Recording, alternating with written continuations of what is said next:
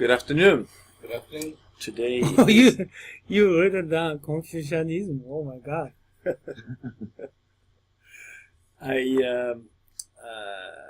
Today we are continuing in a series about parallels and differences between Japanese culture and European culture, and we have been studying European history,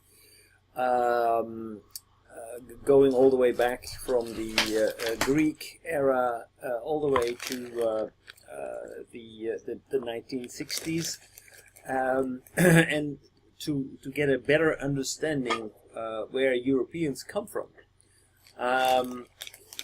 Today we're going to get really serious, and that means that we are going to focus on philosophy, and the starting point of the philosophy is a book written by Uno-san about Confucianism, and I brought it with me. I studied it and I tried to kind of summarize it. Okay, so what is the general idea here? This is the book of Uno-san. And based on what I read in the book of Uno-san, I tried to catch the major ideas of Confucianism, just as a starting point, also to make sure that we are all on the same page and not missing important elements when about Confucianism. So basically, what I understand after reading Uno-san's book, I believe that humans, according to Confucius, people should be tolerant, but their tolerance is clouded by emotions like sorrow, love, happiness, desire, fear, hate, anger. But once you can reach the state of tolerance, you develop your mind. But people's judgment is clouded by ego, which is fueled by money, honor, family, status. But once you have a clear mind, you're tolerant, you can become truly conscious. That means that you can speak the truth, you see the reality, and basically Confucianism is a road, a path that you as a human must follow. Now, how can you go through this path? How can you get to a state of tolerance? How can you get a clear mind? And how can you reach that state of consciousness? It starts with being calm, being patient towards your wife, but at the same time towards your customer, towards foreigners. Basically, you need to be patient. And how does it work? So, if it is not a matter of principle, then agree with your wife, whatever she says. Is this English? Yes, consciousness. Oh, conscious. So, if it's not a matter of principle, if your wife is being unreasonable, but it's not a matter of principle to you, then agree with whatever your wife tells you. If it is a matter of principle, wait. Don't respond. Wait. If you do that, if you constantly do that, you will reach a state of calmness. You should not judge, and you should endure. Endurance is, I felt that endurance is a very important theme to maintain a good relationship with your wife. I think that there is a kind of difference in Western society where we are not good at endurance, but we are more looking to share common ground, create harmony. So endurance versus harmony, I think, is something that we will need to look into to explain differences in Japanese and Western society. Once you have reached the state of calmness, go study it to become consciousness. Don't be clouded with money, honor, status, or family, but study, work on yourself, and reach a state of consciousness. Once you reach a state of consciousness, you can speak the truth, and together with a clear mind and a tolerant mind, you can become a peaceful gentleman. A peaceful gentleman can generate followers, and followers create leadership, therefore a path to success. So the basic idea of Confucianism, as I understand it, is that you need to start small, with yourself, with your wife, manage your family, manage your family life.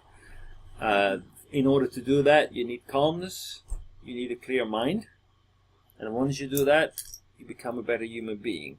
A human being that's worthy of followers. And followers create leadership, and leadership can bring you success in life. So that's the path that Confucius has mapped out for us. That's how I understand Confucianism. Yeah, right. Right? Mm. Okay. Okay. Mm. Okay. So, the main elements: do not panic, stay calm, show restraint, which has, I believe, clear parallels in Western concept of Stoicism. Mm. Later on we will have a look at video about Stoicism. Practice benevolence to maintain a pure heart. Mm. The three virtues in Confucianism are wisdom. Wisdom is a way to see the world in a wider aspect. Benevolence, think of other people's feeling. And valor, speak your mind. Mm. 5 ethics, also benevolence, caring for others. Righteousness, I think, means being morally right. So it's a moral compass. So do what is right. Right? Care for others and do what is right. Propriety, I had to look that up actually, I didn't know what it was. But it means, according to the dictionary, it means conforming to moral standards. Propriety means action of benevolence. Right. Action. This is mine. Okay. This is action. Propriety. Ritual. Rituals. Yes, ritual. Okay. So, but who sets the standards? Who sets the moral standards? Who said? Who sets them? Who said them? This is actually based upon benevolence. Benevolence mindset, right? Right. Benevolence in the world. Propriety out of world. Okay?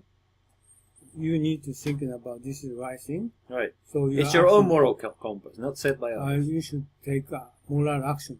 Moral action is propriety. Okay, so but those are not standards that are set by any book or philosopher or whatever. Those are your own moral No, standards. this is actually no. Propriety based upon 3 virtues, 5 ethics, 5 virtues, 5 ethics. Usually this is 5 values. Another 5 ethics we have. Okay.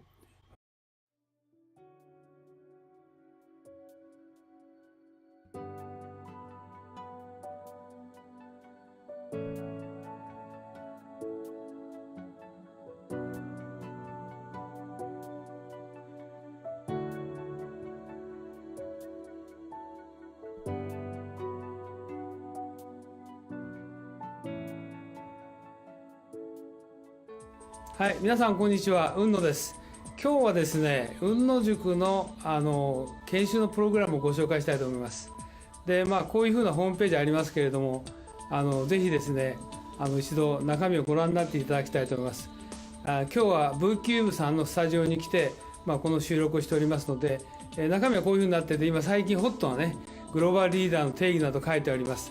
で、特に経団連が作成しました、留学すれば英語ができて専門性を持つというだけではですね、グローバルリーダーになれないとここに書いてありますようにですね、仕事ができる、専門性を持つ、英語ができるだけじゃなくてですね、私どもの塾ではリベラルアーツということ、それからもう一つは孫子の兵を、さらにはですね、日本の歴史というものを合わせて教えることによって、皆さんが海外の欧米の方々と、もしくは華僑圏の方々と正々堂々と渡り合えるような人物を育成しようというふうなことを考えています。ここに次のスライドが出ておりますけれども、ここに書いてありますのはですね、さらに、私どもの雲野塾の中身につきましてはですね、欧米の資料しか使っておりません。また実際に雲野塾は英語でやっておりますので、英語の講師が話しておりますけど、学習はですね、日本の歴史をまだ教えてますので、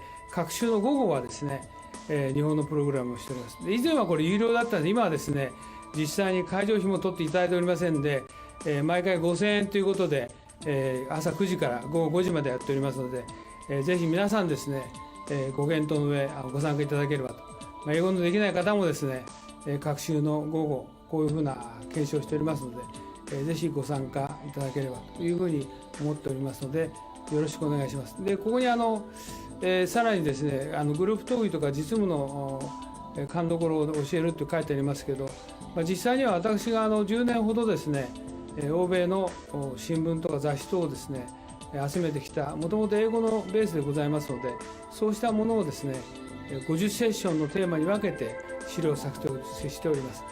そういうことで、世界のオペレーション、もしくはカントリーリスクも含めてですね、しかも世界のトップの方々に対しても、いろいろな分析とか洞察をしてですね、議論をしております。そういったことも含めてですね、今後ともよろしくお願いしたいと思います。